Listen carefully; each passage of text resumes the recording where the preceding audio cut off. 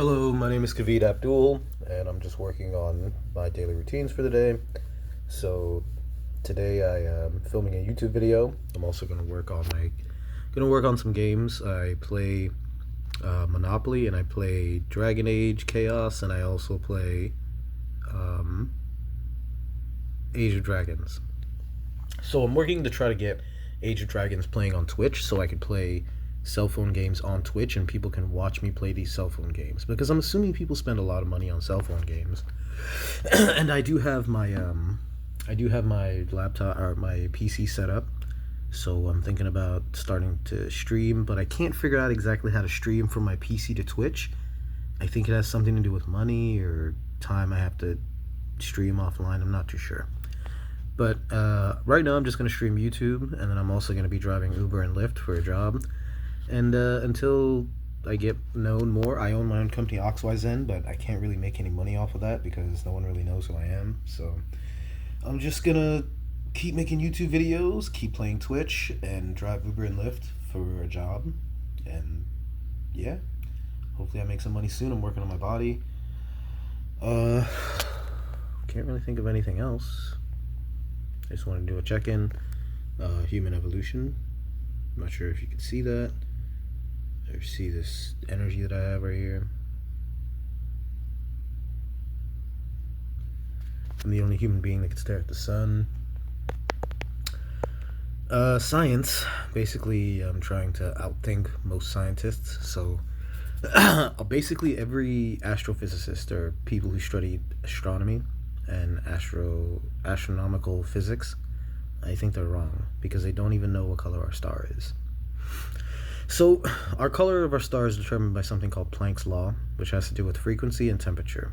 So, the frequency, which is basically kind of like the waves that or the color that's surrounding a star, plus the temperature inside of it should determine its color, which doesn't make sense. So, I'll give you an example. Orion is a blue star constellation, and Rigel is blue, and Betelgeuse is red. It's called a red supergiant, or at least it's red and it's bigger because its temperature is cooler and it's larger. So the redder it is, the temperature gets slightly cooler the more redder it is, and the hotter it gets closer to white. So Rigel, or the Orion star constellation, that blue star would be hotter than Betelgeuse.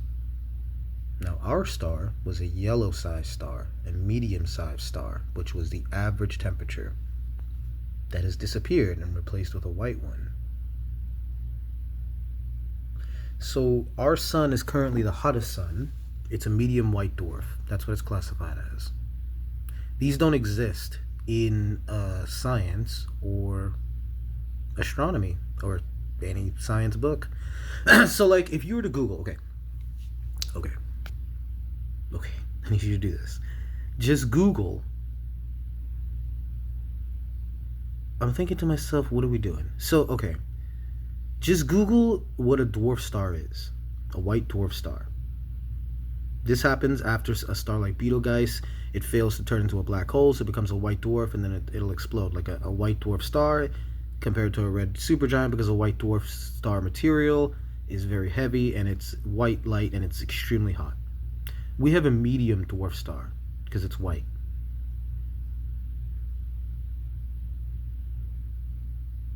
So, okay, they say when you look in the sky, the sun is different colors based on the atmosphere. So, is Betelgeuse, the red supergiant, always red, or is it always in a certain part of the atmosphere? And same thing is Orion, the blue star. And I know there are primary colors like yellow, red, and blue. There is a yellow star constellation, which you can Google if you'd like.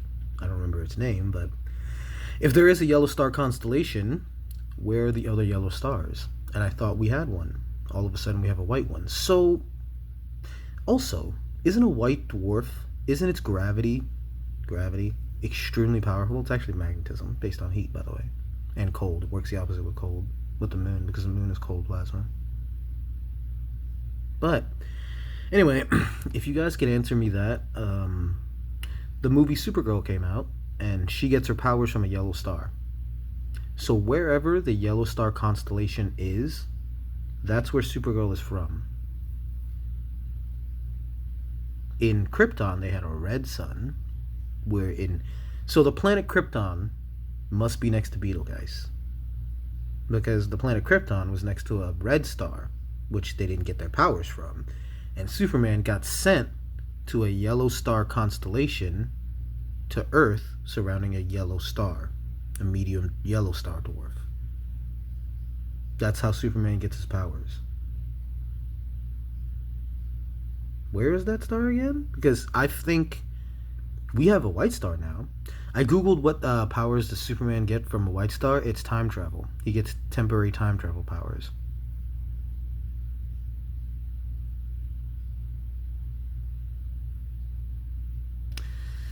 So,